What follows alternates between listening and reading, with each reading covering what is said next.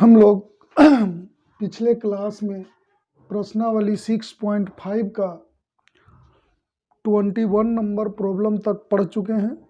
22 number से हम लोग पढ़ेंगे, तो 22 नंबर को बिल्कुल ध्यान से पढ़िएगा। कह रहा है कि एक 28 सेंटीमीटर लंबे तार को दो टुकड़े में काटा गया है। एक 28 सेंटीमीटर लंबा तार है, उसको दो टुकड़ा में काटा गया है। कह रहा है कि एक टुकड़े से वर्ग और दूसरे टुकड़े से वृत्त बनाया जाता है, तो दोनों टुकड़े की लंबाइयाँ कितनी होनी चाहिए जिससे वर्ग और वृत्त का सम्मिलित क्षेत्रफल न्यूनतम हो। मतलब जो टुकड़ा आप लोग देख रहे हैं, 28 सेंटीमीटर लंबे तार को दो टुकड़ों में बांटा गया है। एक से वर्ग बनता है, दूसरे से वृत्त बनता है। तो वर्ग बनता है मतलब वर्ग के वो परिमाप का काम कर रहा है पहला टुकड़ा की लंबाई। दूसरा टुकड़ा की लंबाई क्या कर रहा है, वृत्त के परिधि के काम कर रहा है। दोनों को जोड़ दिया जाए तो 28 सेंटीमीटर के क्या हो जाएगा, बराबर हो जाएगा। ये बात आप लोग ध्यान में रखिएगा। तो देखिए, माना कि वर्ग की भुजा x सेंटीमीटर है तथा वृत्त की त्रिज्या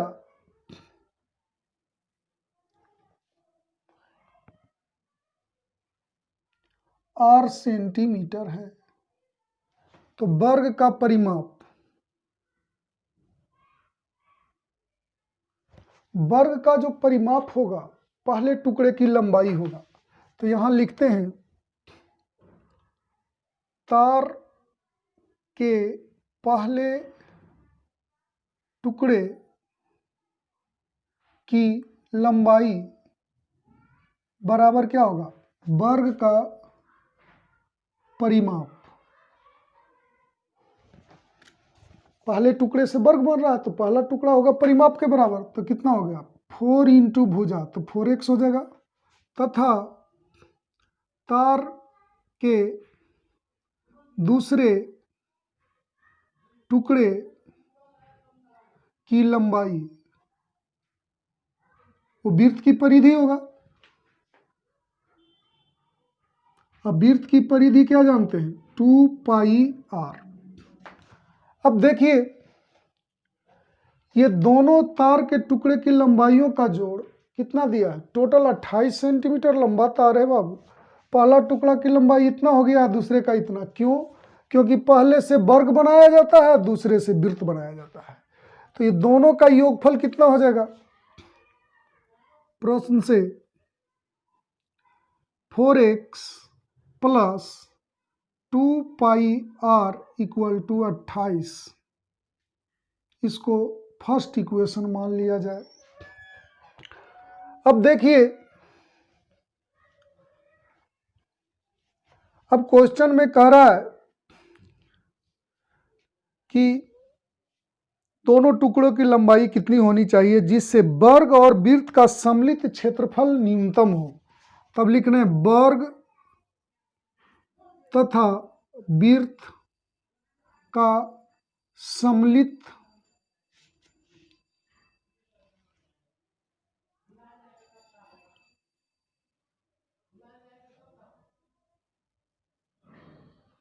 क्षेत्रफल को ये मान लेते हैं।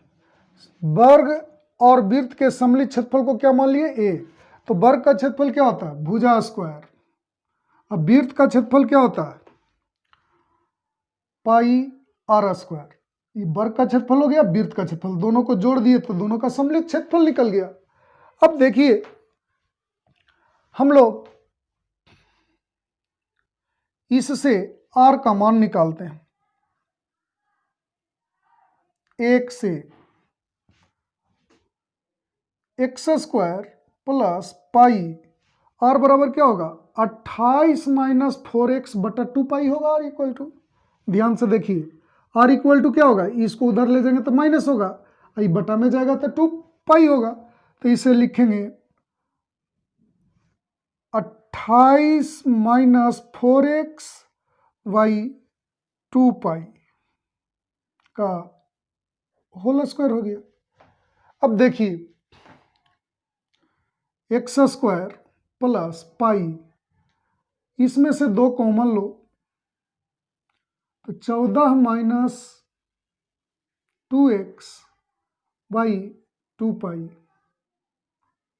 ये कैंसिल हो गया। तो इधर क्या होगा, एक्स स्क्वायर प्लस पाई बटा पाई स्क्वायर बाहर होगा, तो 14 माइनस 2x का होल स्क्वायर, एक कैंसिल हो जाएगा बाबू, तो आपके पास बचेगा x square plus 1 by pi 14 minus 2x का होल स्क्वायर, इतना आया।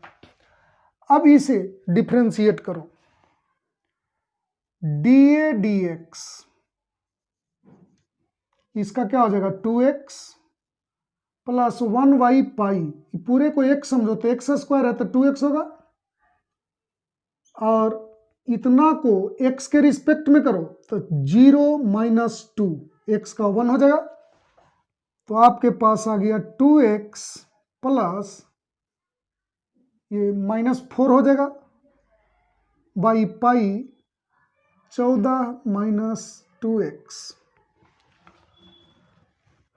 अब इसे मान लेते हैं 2।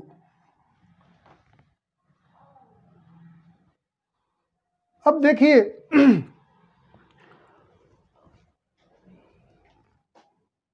ए के उच्चतम या निम्नतम मान के लिए डी ए डी एक्स 0 होता है। डी ए डी एक्स आपके पास कितना है 2x माइनस 4 वाई पाई 14 माइनस 2x का होल स्क्वायर, नहीं होल स्क्वायर नहीं है, इतना इक्वल टू 0। अब इसे सोल्व किया जाए तो 2x ये उधर जाएगा तो प्लस हो जाएगा,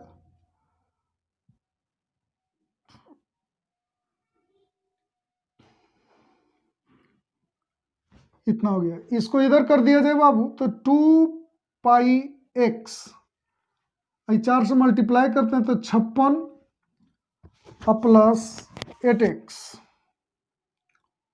माइनस 8x, इसको इधर लाया जाए तो 2 pi x plus 8x equal to 56, एक 2x कॉमन ले लिया जाए तो पाई प्लस 4, तो ये कटेगा 28 से, तो x इक्वल टू आ गया 28 बटा पाई प्लस 4, इतना आ गया। अब इसे डबल डिफ्रेंशिएट किया जाए 2 से, d2a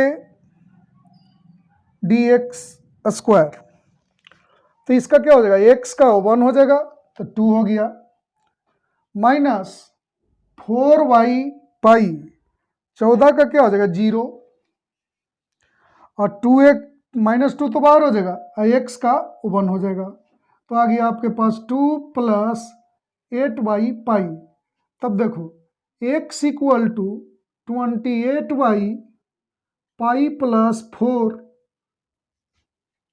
पर d2a dx स्क्वायर, तो इसमें तो कहीं x है नहीं कि आप x के जगह पर इतना रख सकते हो, तो सीधे सीधे यही हो जाएगा 2 प्लस 8y पाई जो कि पॉजिटिव है, और आप लोग जानते हो कि किसी बिंदु पर जब ऐसा रखा जाता है तो डबल डिफरेंशिएट में 0 से बड़ा आ जाए, धनात्मक आ जाए, कहने का मतलब तो वो इतना पर x इक्वल टू इतना पर न्यूनतम होता है उसका वैल्यू, तो हम लोग लिखेंगे इसलिए x बराबर 28 बटा पाई प्लस 4 पर a का निम्नतम मान होगा,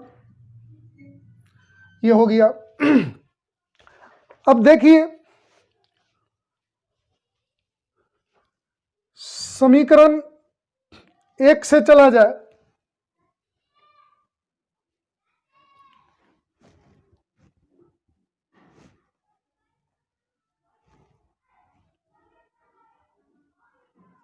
इतना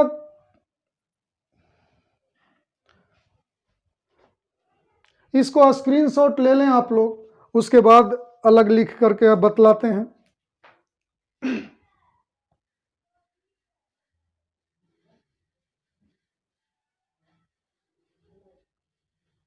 तो देखा जाए बाबू,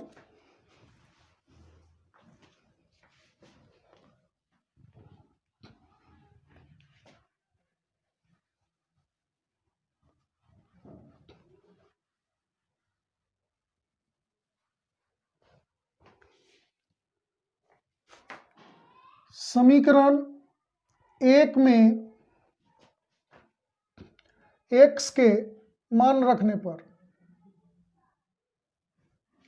क्या होगा, 4 इंटू एक्स के जगह, यहाँ 4x के जगह पर इतना लिखेंगे 28/पाई plus 4 plus 2 r equal to 28। तो ये हो गया,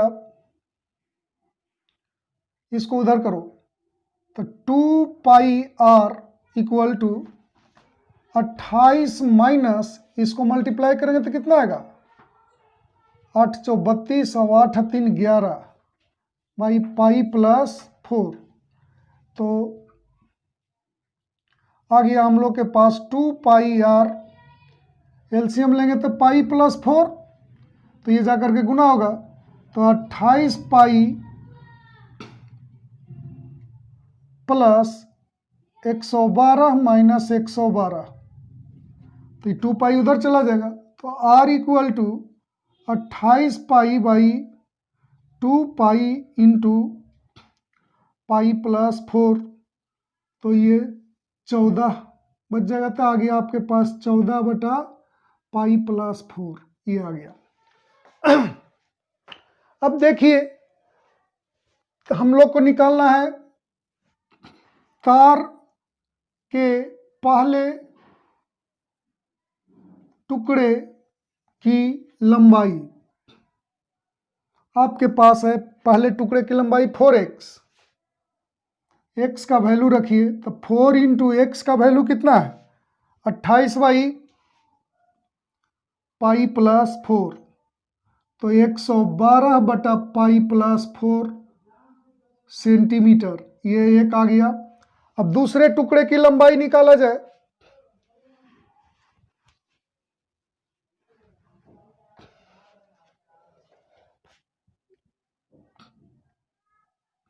कि दूसरे टुकड़े की लंबाई बराबर कितना है, 2 r का मान हम लोग के पास कितना आया है, 2 पाई इंटू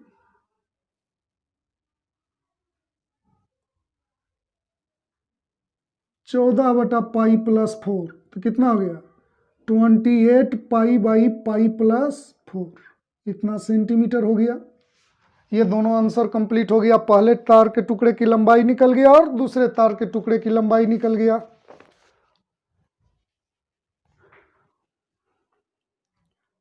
अब देखिए, आप लोग को मैं 23 नंबर बतलाता हूं।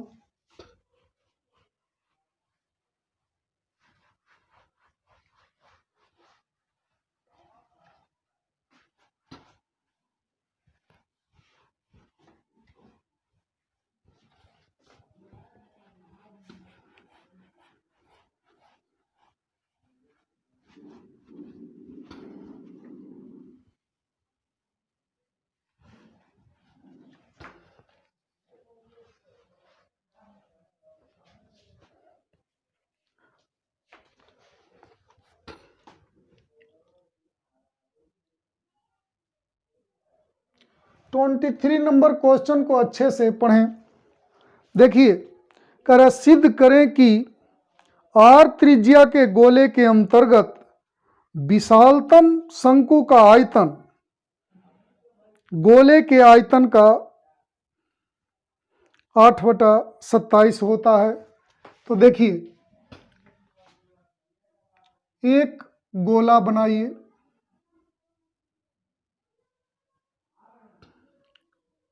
इसमें सबसे बड़े शंकु की बात करता है, तो शंकु एक बनाइए।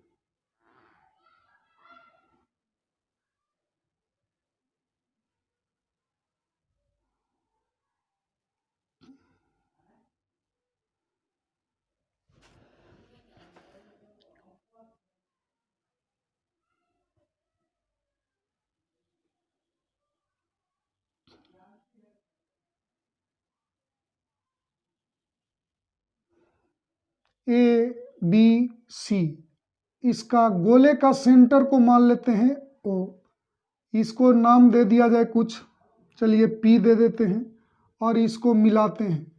तो गोले की त्रिज्या क्या है? कैपिटल आर है। ये दिया हुआ है, गोला आपके पास दिया हुआ है, मतलब उसकी त्रिज्या आपके पास है। ये भी आपके पास त्रिज्या होगा तो ये भी क्या होगा? आर होगा। अब देखिए, माना कि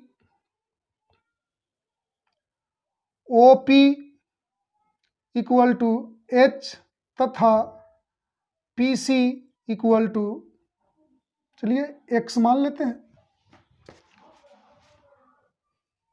चलो इसको स्मॉल आर मान लो, अच्छा रहेगा, इसकी त्रिज्या का काम कर रहा है, स्मॉल आर मान लिया जाए। तो हम लोग लिख सकते हैं समकोण त्रिभुज OPC में, ध्यान से देखिएगा, OPC ये दिख रहा है, आप लोग लिख सकते हो OP square plus PC square equal to OR square, ऐसा लिख सकते हैं। अब देखिए, तो हम लोग लिखेंगे OP को क्या लिखेंगे? H, तो H स्क्वायर प्लस PC को क्या लिखेंगे? R, और OR को कैपिटल R। यही आपके पास मान लीजिए आ गया समीकरण 1। अब देखिए, सबसे पहले अब हम लोग आयतन निकालें।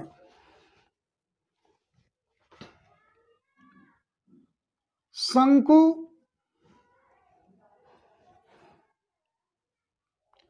का आयतन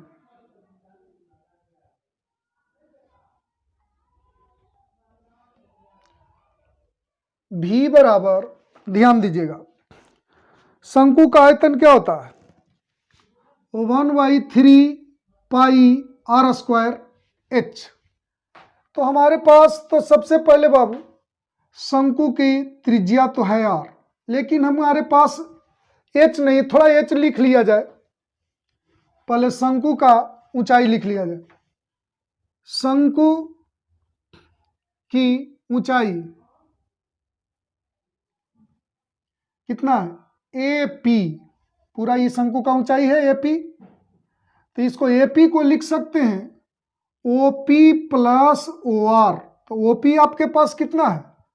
OPH है, और OR कितना है? त्रिज्या R के बराबर है, कैपिटल R के बराबर है। अब निकालिए शंकु का आयतन, आयतन आप लोग क्या जानते हैं? 1/3 पाई आर स्क्वायर, मतलब PC का स्क्वायर प्लस H कौन काम कर रहा है? AP। 1/3 pi R square H हो गया। अब ध्यान से देखेंगे, PC के जगह पर आप क्या लिखोगे? R, तो 1/3 पाई आर स्क्वायर। H के जगह पर क्या लिखोगे? H प्लस R, इतना आ गया। अब देखिए, हमारे पास H square plus R square equal to R square दिया हुआ है। एक चीज यहां ध्यान देने की बात है, H भी हमने माना है और R भी माना है, और ये शंकु का H और R है, ये वाला H है और ये वाला R है, शंकु की त्रिज्या है, आइए तो सेंटर से इसके तक की दूरी है। अब देखो, तो इसमें जब ये शंकु का साइज अलग अलग करोगे तो H और R दोनों चेंज होगा, यानी कि यहाँ पर वेरिएबल H भी है और R भी है। तो आप दो वेरिएबल से इस दिए हुए जो आपके पास ये इक्वेशन आया हुआ है उससे हम लोग एक वेरिएबल में चेंज करेंगे। तो इसे से आर स्क्वायर का मान रखते हैं, तो 1/3 पाई आर स्क्वायर बराबर क्या लिखेंगे, capital R square minus H square, H plus R. किससे हुआ, एक से। अब देखिए पूरा कैपिटल आर तो दिया हुआ है, इसमें अब एक ही वेरिएबल बचा, मात्र एच बचा। तब एच के रिस्पेक्ट में डिफरेंशिएट कीजिए, तो डी भी डी एच, तो 1/3 पाई। अब देखें ध्यान से, इसे u माने और इसे v माने, u इंटू v में डिफरेंशिएट करें तो क्या होता है v, और इसका जब डिफरेंशिएट करेंगे तो क्या होगा 0 माइनस 2h। v लिखे और u का डिफरेंशिएट किए, फिर क्या लिखेंगे u लिखेंगे और v का डिफरेंशिएट करेंगे तो क्या होगा 1 प्लस 0 आ गया, 1π/3 गुना करेंगे तो -2h स्क्वायर प्लस माइनस होगा -2RH plus are square minus H square, तो हो गया π/3। ये हो जाएगा आपके पास -3h square minus 2RH plus are square.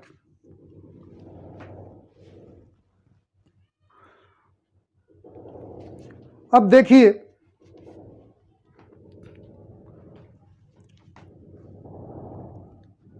भी के उच्चतम या निम्नतम मान के लिए डी भी डी एच 0 होगा। तो डी भी डी एच आप लोग के पास कितना है π/3 माइनस 3h स्क्वायर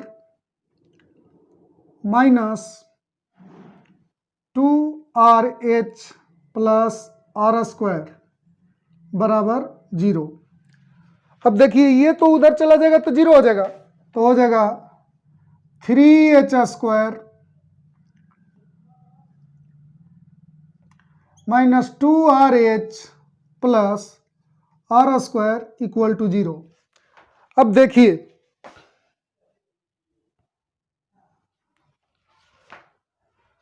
अब इसमें से माइनस कॉमन लेके खत्म करो उसे, तो कितना होगा -3h square plus 2RH minus R square equal to 0। ये माइनस उधर चला जाएगा तो बचा क्या आप लोग के पास 3h square plus 2RH minus R square equal to 0। अब इसको फैक्टर करने की कोशिश करो तो हम लोग लिख सकते हैं 3h square plus 3RH minus RH minus R square. 3RH में से RH घटेगा 2RH बचेगा। अब इसमें से 3h कॉमन ले लीजिए तो h प्लस r बचेगा, इसमें से r कॉमन ले लीजिए तो h प्लस r बचेगा। अब h प्लस r कॉमन ले लेते हैं,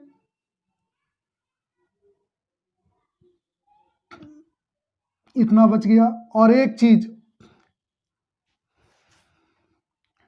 h equal to minus r संभव नहीं है कभी, ये वाला है जो इस रेडियस के निगेटिव के बराबर संभव नहीं है, मतलब इतना इक्वल टू 0 करेंगे तो h equal to minus r आएगा जो कि पॉसिबल नहीं है।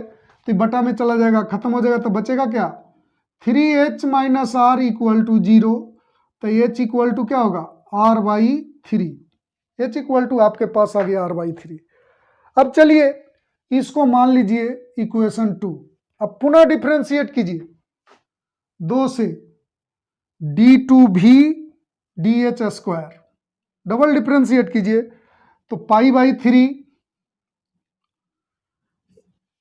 एच के रिस्पेक्ट में करेंगे इसका 2h होगा, तो -3 इंटू 2h, एच का 1 होगा तो -2r, और आर स्क्वायर का क्या हो जाएगा 0, तो माइनस कॉमन ले लीजिए तो क्या आ गया -π/3, यहां बच गया आपके पास 6h + 2r। अब देखिए h के जगह पर रखा जाए r/3, h = r/3 पर d2v dh², क्या होगा -π/3, h के जगह पर हम लोग लिखेंगे r/3 + 2r, तो ये 2 से कैंसिल हुआ तो 2r कितना हो गया 4r, तो -4πr/3, तो ये निगेटिव आ गया बाबू, 0 से छोटा आ गया। और जब 0 से छोटा आ गया तो लिख सकते हैं कि h = r/3 पर v का उच्चतम मान होगा,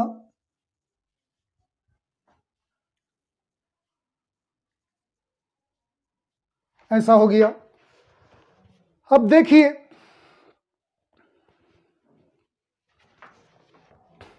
अब निकालेंगे शंकु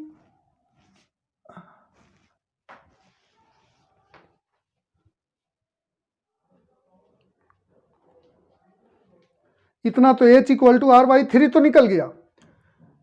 इसे मान लो इक्वेशन सेकंड और इसे मान लो थर्ड, तो यहां पर हम लोग क्या लिखेंगे थर्ड से। अब देखो सेकंड में, सेकंड उसे नहीं माना जाए बाब, सेकंड इसे माना जाए, इसको सेकंड मान लीजिए, इससे तो 1 से हुआ है, सेकंड मान लिए। इसमें आप लोग h का मान रख दीजिए तो शंकु का आयतन निकलेगा, तो लिखेंगे शंकु का आयतन क्या है 1/3 पाई r² - h² into h + r।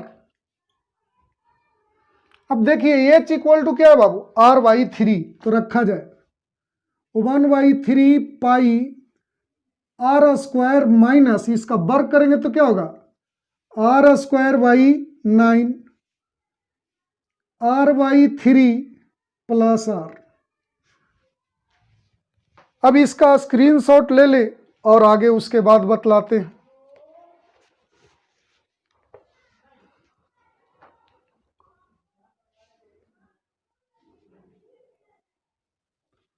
तो देखा जाए, इधर ही बतला देते हैं भाव।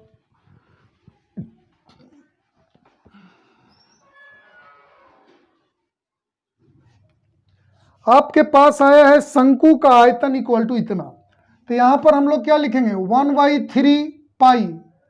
अब इसको सोल्व कीजिए तो 8r²/9, इधर क्या होगा 4r/3, तो हो गया